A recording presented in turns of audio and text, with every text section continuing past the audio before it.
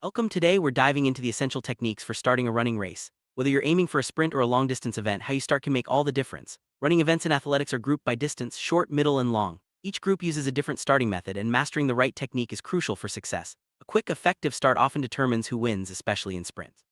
This lesson will explore the two main types of starts: the standing start, used for races above 400 meters, and the crouch start, used for sprints up to 400 meters. We'll break down each method, show you the correct form, and share practical tips to help you improve your reaction time and running speed. Let's get started by understanding why the start matters so much in every race. Let's begin with the standing start, which is used for medium and long distance races. Think 800 meters, 1,500 meters, and beyond. In this method, runners line up in a standing position. When the command "on your marks" is given, place your front foot close to the starting line and your back foot about shoulder width behind. Your weight should be on the front foot, and your arms positioned with the opposite arm to your front leg forward. The go signal: push off with your back leg, raise your body, and start running. This technique is all about balance and readiness, ensuring you can accelerate smoothly without losing momentum. Remember, the standing start is only used for races above 400 meters, and it involves just two commands: on your marks and go. Practicing this start will help you launch efficiently into longer races.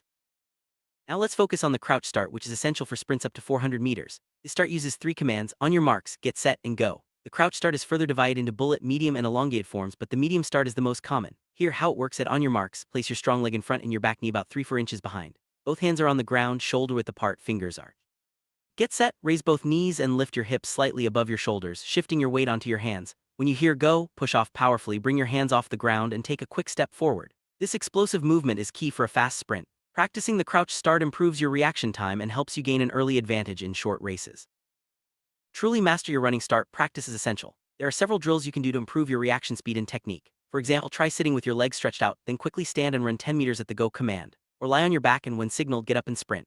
Another effective drill is starting from a kneeling position with your toes, knees, and palms on the ground, then springing up and running as soon as you hear the command. These exercises train your body to react quickly and move efficiently from a stationary position into a sprint.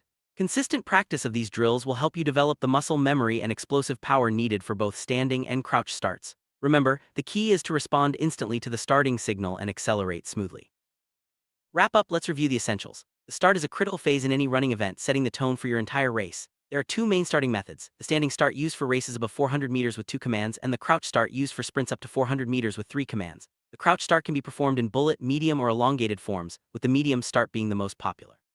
Practicing both types of starts and reaction drills will help you launch quickly and efficiently, giving you a competitive edge. Remember, mastering your start is just as important as your running technique. With consistent practice and focus, you'll be ready to take off strong in any race.